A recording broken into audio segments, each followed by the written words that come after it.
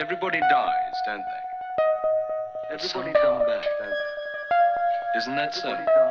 You tried to get into the locked drawer today, didn't you? How do the dead come back, Mother? What's the secret of the dead come back? The Cold Embrace by Mary Elizabeth Braddon. He was an artist. Such things as happened to him happen sometimes to artists. He was a German. Such things as happened to him happen sometimes to Germans. He was young, handsome, studious, enthusiastic, metaphysical, reckless, unbelieving, heartless. And being young, handsome, and eloquent, he was beloved. He was an orphan, under the guardianship of his dead father's brother, his uncle Wilhelm, in whose house he had been brought up from a little child, and she who loved him was his cousin Gertrude, whom he swore he loved in return. Did he love her? Yes, when he first swore it. It soon wore out, this passionate love. How threadbare and wretched a sentiment it became at last in the selfish heart of the student. But in its golden dawn, when he was only 19, and had just returned from his apprenticeship to a great painter at Antwerp, and they wandered together in the most romantic outskirts of the city at rosy sunset, by holy moonlight, or bright and joyous morning. How beautiful a dream! They kept it a secret from Wilhelm, as he has the father's ambition of a wealthy suitor for his only child, a cold and dreary vision beside the lover's dream. So they are betrothed, and standing side by side when the dying sun and the pale rising moon divide the heavens, he puts the betrothal ring upon her finger, the white and taper finger, whose slender shape he knows so well. This ring is a peculiar one, a massive golden serpent, its tail in its mouth, the symbol of eternity. It had been his mother's, and he would know it amongst 1,000. If he were to become blind tomorrow, he could select it from amongst 1,000 by the touch alone. He places it on her finger, and they swear to be true to each other for ever and ever, through trouble and danger, sorrow and change, in wealth or poverty. Her father must needs be one to consent to their union by and by, for they were now betrothed, and death alone could part them. But the young student, the scoffer at revelation, yet the enthusiastic adorer of the mystical, asks, "Can death part us?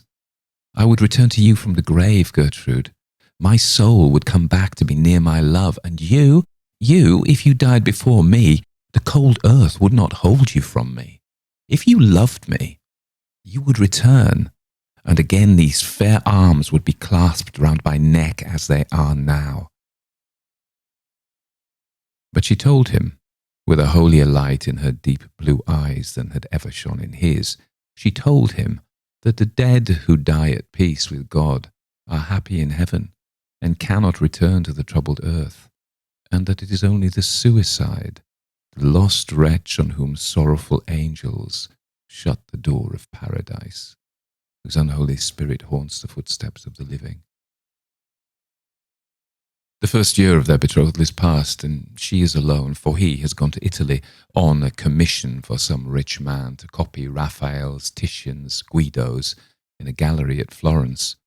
He has gone to win fame, perhaps, but it is not the less bitter. He is gone. Of course, her father misses his young nephew, who has been as a son to him, and he thinks his daughter's sadness no more than a cousin should feel for a cousin's absence. In the meantime, the weeks and months pass. The lover writes, often at first, then seldom. At last, not at all. How many excuses she invents for him, how many times she goes to the distant little post office to which he is to address his letters, how many times she hopes only to be disappointed, how many times she despairs only to hope again. But real despair comes at last and will not be put off any more.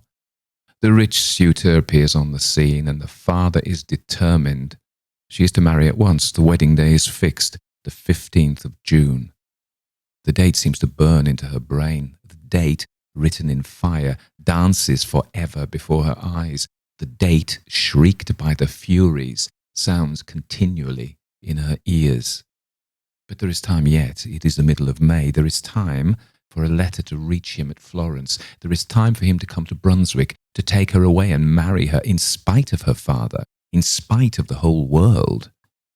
But the days and the weeks fly by, and he does not write. He does not come. This is indeed despair which usurps her heart and will not be put away. It is the 14th of June. For the last time she goes to the little post office. For the last time she asked the old question, and they give her for the last time the dreary answer. No, no letter. For the last time. For tomorrow is the day appointed for the bridal. Her father will bear no entreaties. Her rich suitor will not listen to her prayers. They will not be put off a day, an hour. Tonight alone is hers, this night, which she may employ as she will. She takes another path than that which leads home. She hurries through some by-streets of the city, out onto a lonely bridge, where he and she had stood so often in the sunset, watching the rose-coloured light glow, fade, and die upon the river. He returns from Florence. He had received her letter, that letter blotted with tears, entreating, despairing. He had received it, but he loved her no longer. A young Florentine who had sat to him for a model had bewitched his fancy, that fancy which with him stood in place of a heart, and Gertrude had been half forgotten. If she had a rich suitor, good, let her marry him. Better for her, better far for himself. He had no wish to fetter himself with a wife. Had he not his art always, his eternal bride, his unchanging mistress? Thus he thought it wiser to delay his journey to Brunswick so that he should arrive, when the wedding was over, arrive in time to salute the bride. And the vows, the mystical fancies, the belief in his return even after death to the embrace of his beloved, gone out of his life, melted away forever, those foolish dreams of his boyhood.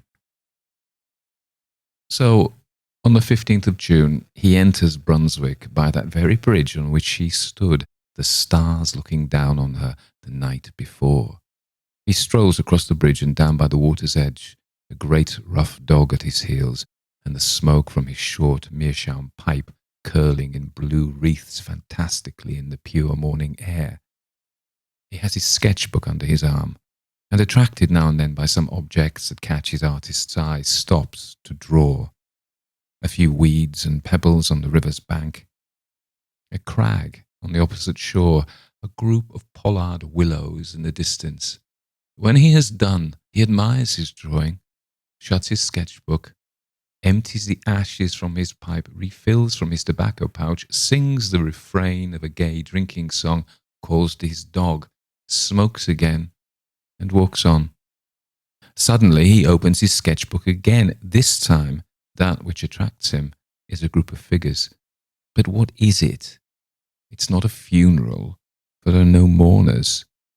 It's not a funeral, but a corpse lying on a rude bier, covered with an old sail, carried between two bearers. It is not a funeral, for the bearers are fishermen in their everyday garb. About 100 yards from him they rest their burden on a bank. One stands at the head of the bier, the other throws himself down at the foot of it, and thus they form the perfect group. He walks back 2 or 3 paces, selects his point of sight, and begins to sketch a hurried outline. He has finished it before they move. He hears their voices, though he cannot hear the words, and wonders what they can be talking of. Presently he walks on and joins them.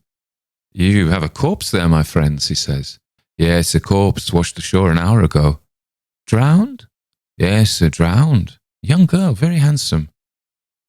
"Suicides are always handsome," says the painter, and then he stands for a little while, idly smoking and meditating, looking at the sharp outline of the corpse and the stiff folds of the rough canvas covering. Life is such a golden holiday for him, young, ambitious, clever, that it seems as though sorrow and death could have no part in his destiny. At last he says that, as this poor suicide is so handsome, he should like to make a sketch of her. He gives the fishermen some money, and they offer to remove the sailcloth that covers her features. No, he'll do it himself. He lifts the rough, coarse, wet canvas from her face. What face? The face that shone on the dreams of his foolish boyhood. The face which once was the light of his uncle's home, his cousin Gertrude, his betrothed.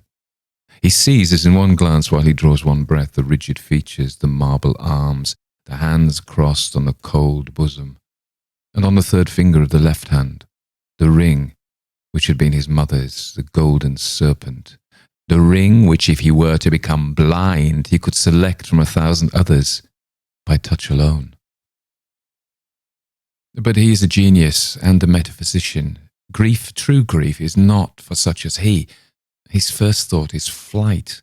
Flight anywhere out of that accursed city, anywhere far from the brink of that hideous river, anywhere away from remorse, anywhere to forget. He's miles on the road that leads from Brunswick before he knows that he has walked a step.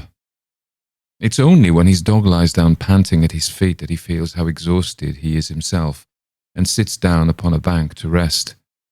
How the landscape spins round and round before his dazzled eyes, while his morning sketch of the two fishermen and the canvas-covered beer glares redly at him out of the twilight.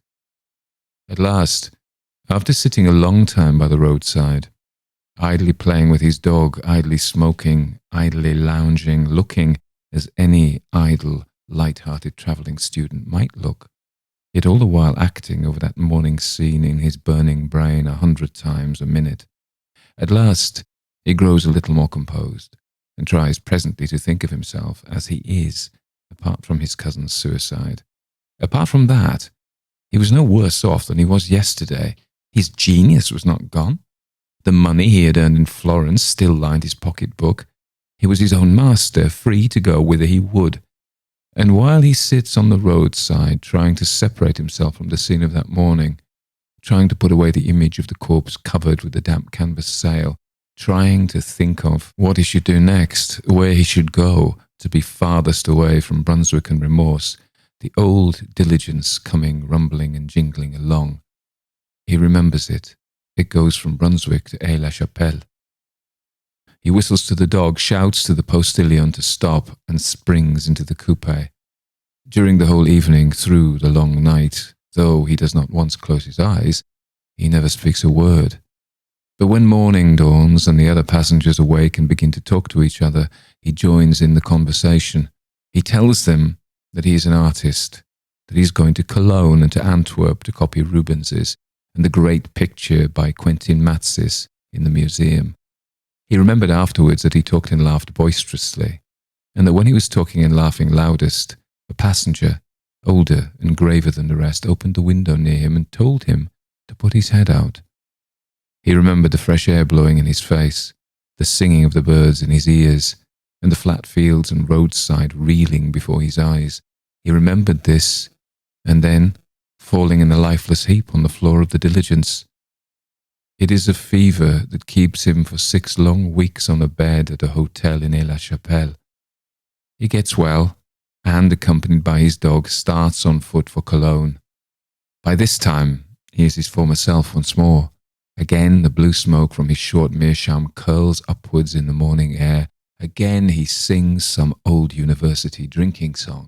Again, stops here and there, meditating and sketching. He is happy. He has forgotten his cousin, and so on to Cologne. It is by the great cathedral he is standing, with his dog at his side. It is night. The bells have just chimed the hour, and the clocks are striking 11. The moonlight shines full upon the magnificent pile over which the artist's eye wanders, absorbed in the beauty of form. He is not thinking of his drowned cousin, for he has forgotten her, and is happy. Suddenly, something from behind him puts 2 cold arms around his neck and clasps its hands on his breast. And yet there is no one behind him, for on the flags bathed in the broad moonlight there are only 2 shadows, his own and his dog's. He turns quickly round. There is no one. Nothing to be seen in the broad square but himself and his dog, and though he feels, he cannot see the cold arms clasped round his neck. It is not ghostly, this embrace, for it is palpable to the touch.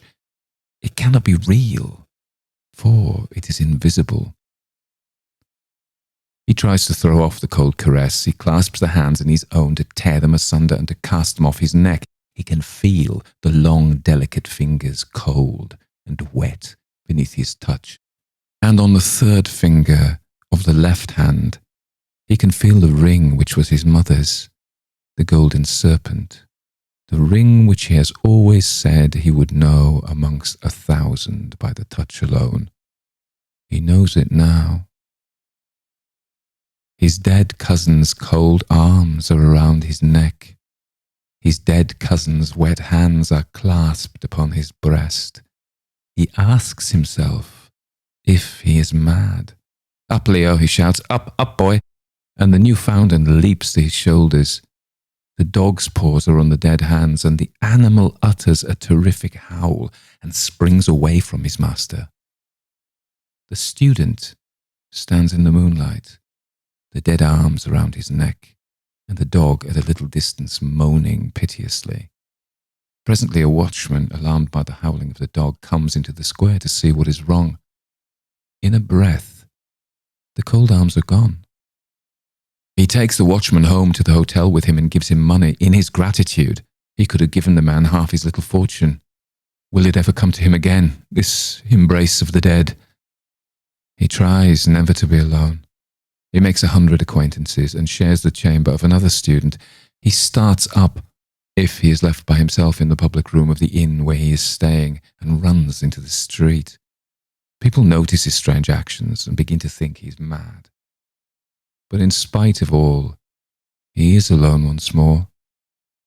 For one night, the public room being empty for a moment, when on some idle pretence he strolls into the street is empty too. And for the second time, he feels the cold arms round his neck. And for the second time, when he calls his dog, the animal shrinks away from him with a piteous howl. After this, he leaves Cologne, still travelling on foot, of necessity now, for his money is getting low. He joins travelling hawkers. He walks side by side with labourers. He talks to every foot passenger he falls in with and tries from morning till night to get company on the road. At night he sleeps by the fire in the kitchen of the inn at which he stops, but do what he will, he is often alone, and it is now a common thing for him to feel the cold arms round his neck. Many months have passed since his cousin's death, autumn, winter, early spring. His money is nearly gone, his health is utterly broken. He is the shadow of his former self, and he is getting near to Paris. He will reach that city at the time of the carnival. To this he looks forward. In Paris, at carnival time, he need never surely be alone, never feel that deadly caress. He may even recover his lost gaiety, his lost health, once more resume his profession, once more earn fame and money by his art. How hard he tries to get over the distance that divides him from Paris, while day by day he grows weaker and he steps slower and more heavy. But there is an end at last. The long, dreary roads are past. This is Paris, which he enters for the first time. Paris, of which he has dreamed so much. Paris, whose million voices are to exercise his phantom. To him, tonight, Paris seems one vast chaos of lights, music, and confusion. Lights which dance before his eyes and will not be still. Music that rings in his ears and deafens him. Confusion which makes his head whirl round and round. But in spite of all, he finds the opera house, where there is a masked ball. He has enough money left to buy a ticket of admission and to hire a domino to throw over his shabby dress. It seems only a moment after his entering the gates of Paris that he is in the very midst of all the wild gaiety of the opera house ball. No more darkness, no more loneliness, but a mad crowd shouting and dancing, and a lovely débardeur hanging on his arm. The boisterous gaiety he feels surely is his old light-heartedness come back. He hears the people round him talking of the outrageous conduct of some drunken student. And it is to him they point when they say this, to him who has not moistened his lips since yesterday at noon. For even now he will not drink, though his lips are parched and his throat burning. He cannot drink. His voice is thick and hoarse, and his utterance indistinct. But still, this must be his old light-heartedness come back that makes him so wildly gay. The little débadeuse is wearied out. Her arm rests on his shoulder, heavier than lead. The other dancers, one by one, drop off. The lights in the chandeliers, one by one, die out. The decorations look pale and shadowy in that dim light, which is neither night nor day. A faint glimmer from the dying lamps, a pale streak of cold grey light from the newborn day, creeping in through half-opened shutters. And by this light, the bright-eyed débadeuse fades sadly. He looks her in the face. How the brightness of her eyes dies out. Again, he looks her in the face. How white that face has grown. Again, and now it is the shadow of her face alone that looks into his. Again, and they are gone, the bright eyes, the face, the shadow of the face. He is alone, alone in that vast saloon.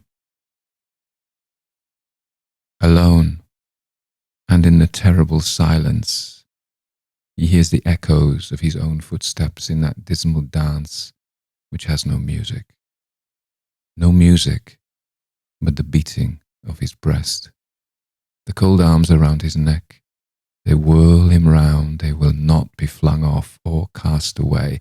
He can no more escape from their icy grasp than he can escape from death.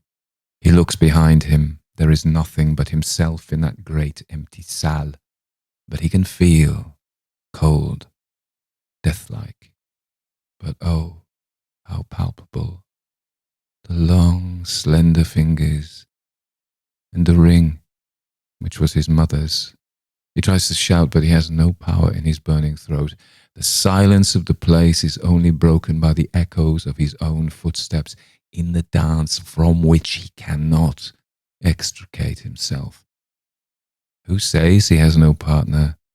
The cold hands are clasped on his breast, and now he does not shun their caress.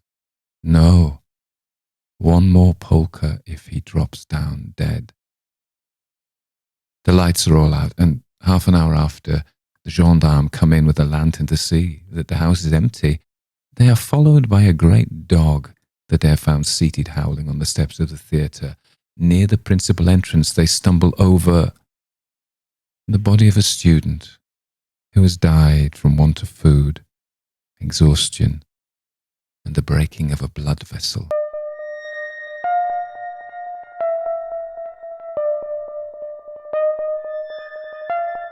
Everybody dies, don't they? Everybody come back, don't they? That was The Cold Embrace by Mary Elizabeth Braddon. So she is one of those very accomplished women novelists of the Victorian period. And I think we've read stories by Amelia Edwards and Elizabeth Gaskell before. And she is of that kind. You know, these are women who earned their living by their writing. Quite often they had wealthy husbands anyway, but even if they didn't, they would have been pretty well off in their own right due to the success of their writing. And, you know, much deserved, I think. Anyway, let me tell you something about Mary Elizabeth. I'm not sure whether she preferred just Mary or Lizzie or whatever, but Mary Elizabeth I'll call and give her full name. She was born in 1835 in London and died in Richmond, Surrey, in 1915. Now, in those days, I'm guessing Richmond was a pretty little village in Surrey, but now it's a pretty expensive village, which is part of London. And my friend Robin lives there, so I've stayed there a number of times. I was just speaking to him on Friday, actually. So Mary Elizabeth has written more than 80 novels, and the most famous one was Lady Audley's Secret. And she could turn her hand to all sorts of genres, and she wrote a number of her short stories as well, and a lot of them have she's actually quite a famous ghost story writer. I have read a number of her stories, but this is the first one we've recorded, I think. There's so many now, I've lost track. Scandalously, when she was 25, she moved in with a man who already had children, who was already married. But his wife was actually locked away in a mental hospital in Ireland. And they're in like London, really, so that's a fairly long way, especially in those days. He had children, and she acted as a stepmother to those children for 14 years.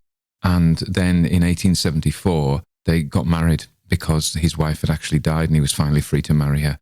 She had 6 children with him. Now, I'm not sure of the timings, whether she had some other children, but it would have been a monstrous scandal if she did when he was still married. And he was a publisher, but he was also a property developer. And the interesting thing, her place where she lived now is a block of flats, apparently. And the streets around about there are named after some of the characters in her novels, apparently. So that's interesting, isn't it? So I think it is interesting. You probably know that I still work in the mental health field, and as an aside at the moment, as the exclusive stuff I'm doing on Patreon and on the paid bit of Substack, we're doing Dracula. And we just got to the bit where, Renfield has just escaped. And so, I have a professional interest in the treatment of that. And when I did my master's a while back, I did about the history of committing people, sectioning people, as we call it in the UK now, because we use sections of the Mental Health Act, so it tends to be called, although we don't, you're not supposed to call them that. You're not supposed to say sections. It's a bit slangy, but everybody does. The history of locking people away, if you want to know, goes back a long ways. First of all, I only know about English law and the kind of descendants of English law, so sort of Australian, American, things like that. In Elizabethan times, Elizabeth I, that is to say 1500s, the poor law came in, and people who couldn't look after themselves became vagabonds, and there was a lot of vagabondage, at the time due to social circumstances, and they would get locked away. Now, as time went on, there was a distinction drawn between the pauper lunatics, as they were known, and the rich lunatics, because so there were 2 different systems. Basically, the pauper lunatics were thrown in the poorhouse, and there was no treatment for them. The wealthy people, including the royal family and people like that, if they had somebody who suffered from a mental disorder, they would lock them away. They would just basically lock them away. And then there came a time when people set out private hospitals and private rooms to take in the paying wealthy mad people. And then the conditions were so awful that I think in the 1800s, 1890 I want to say, they brought in an oversight body. The Royal College of Physicians got the job of going to checking. I think it was slightly earlier than that. So this is about the time when we have these private madhouses, as they were called. And I'm guessing, I don't know whether there are any family connections in Ireland or of the husband or Braddon. Braddon sounds Irish, actually. Braddon in Irish means a salmon. So, one of the words for a salmon. Yeah, there you go. All these things you get just listening to this. So anyway, enough of that. Let's talk about The Cold Embrace. So The Cold Embrace is a very accomplished story, I think. I think in form it's very accomplished. It's a very professionally written story. It to me, it seems more like a folk tale, or it's a morality story, certainly. And I think the theme of it is, do not tell lies, do not swear by the law, and then go back on them, even if you're an arrogance, and will be punished by the gods, or the ghost will come back and haunt you. And that's a really common ancient theme for ghost stories.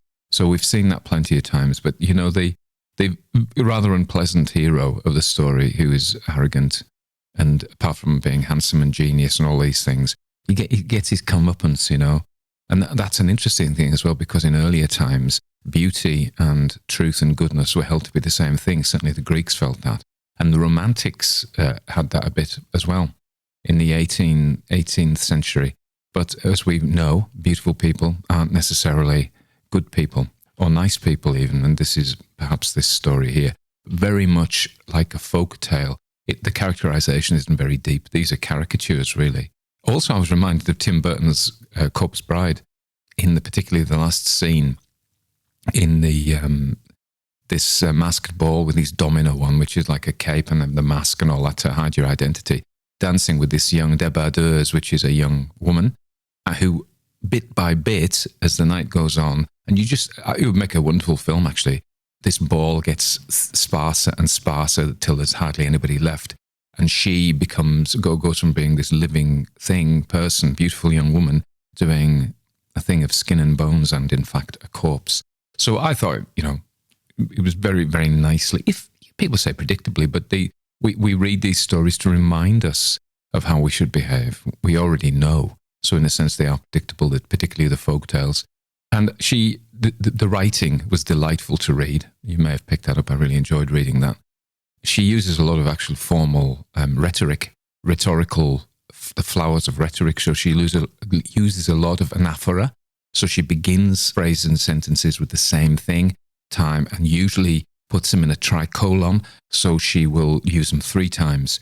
And there's a thing called an ascending tricolon where the first thing has like 1 syllable, not actually, but the second has 2 and the third has 3. And you notice these patterns. She does this an awful lot. And there are other patterns of repetition and alliteration. So there's quite a lot of, it's a very, she knew what she was doing. She was a professional writer. Okay. Yeah, just another thing to stay. And also the thing that struck me was this picture of the 18th century. You remember she was born in 1835. So this is her grandparents' world. And these pictures I read William Wordsworth's biography, and he wandered a lot around Europe by foot. So the people were wandering between these cities. They would walk and take days to walk, or they would catch the stagecoaches. This is what a diligence is. And these plied their way between the different cities and things like that. And obviously they went overnight and you slept in them. And of course, Amelia Edwards' Phantom Coach is of this. This is the era before the train. Later, so we have some ghost stories featuring stagecoaches.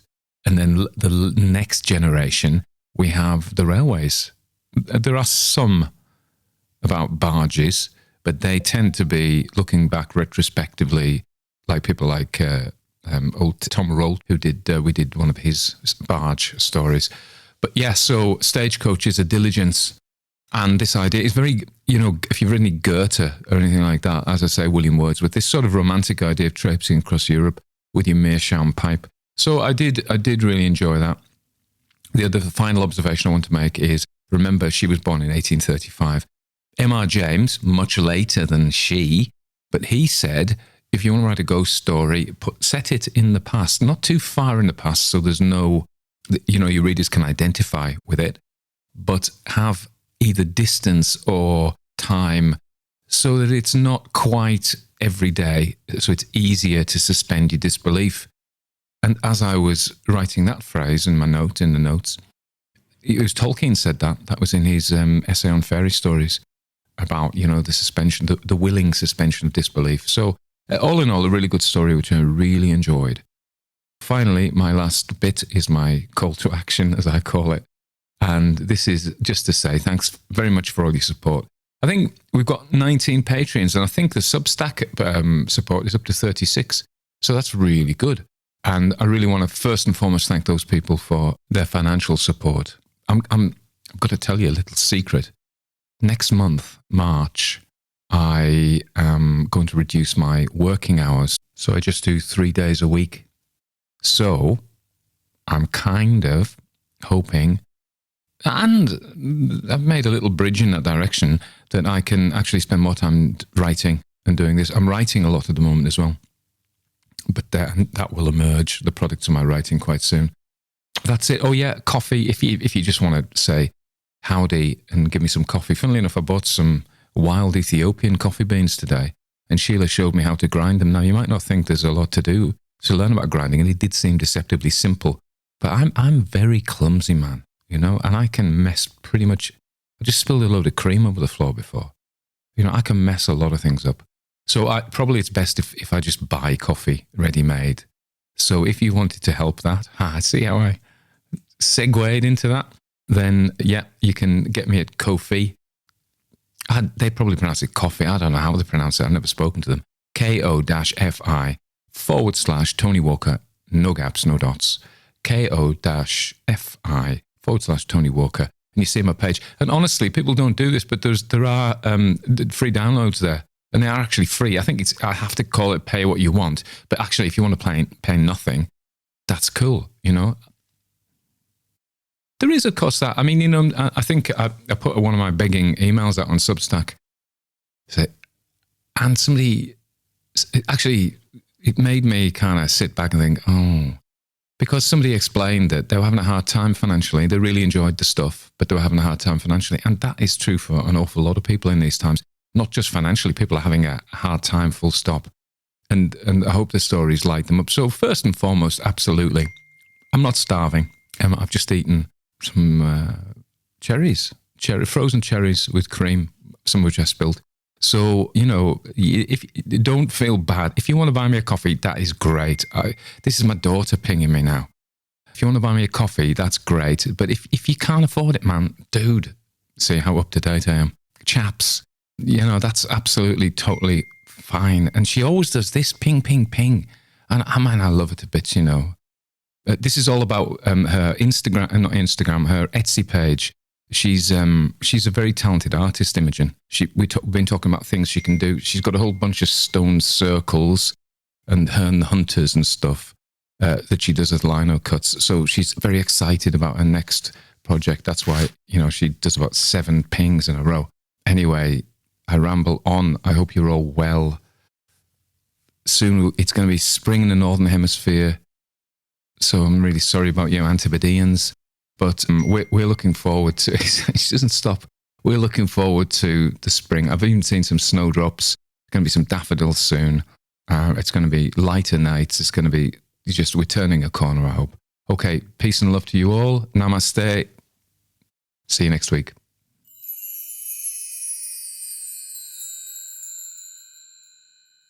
I was just editing some of the ums out of that piece, and 2 things occurred to me. One, why don't I just put my phone on silent? You already thought of that, didn't you? And this next piece of music is The Hare and the Moon from their Widow's Weeds album, and it is called Under the Rose. Well, the rose was the European flower of mysticism and secrecy, equivalent sort of in mysticism to the Eastern lotus. Both of them have lots and lots of petals, so I don't know if that's anything to do with it. But of course, particularly secrecy in the West. And so there's a Latin phrase, sub rosa, which means under the rose, which means in secret. And little known fact, the British Security Service, MI5, has a rose as its coat of arms because of that very reason, because it's in secret. But I think this piece by The Hare and the Moon, Under the Rose, is absolutely beautiful.